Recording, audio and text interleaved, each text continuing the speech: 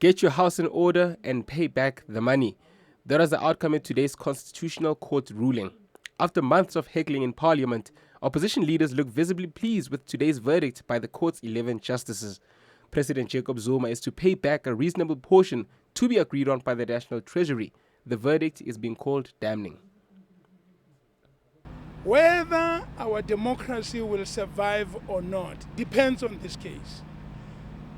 That the ruling party must learn to know it does not matter how many you are in terms of majority, but if that majority is not consistent with the constitution of our nation, that majority is irrelevant.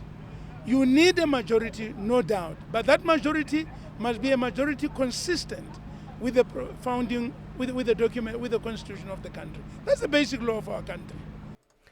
Chief Justice Mogoeng also read out a lengthy account of the public protector's powers and also emphasized the importance of the office.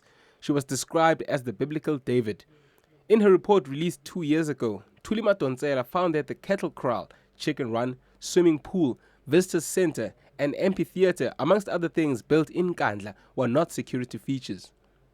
What's most important in terms of the non-sexy part of the judgment is the lyrical description that we heard from the bench of what the Public Protector's Office role is, why it's important in terms of accountability, and most pithy of all, that her recommendations when it comes to remedial actions are binding unless they are set aside by a court.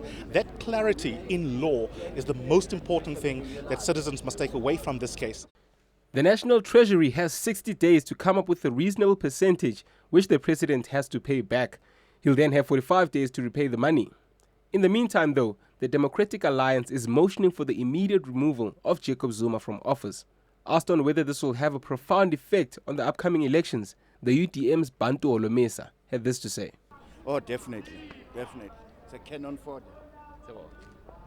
For Business Day TV, I'm Lebogang Mokoena.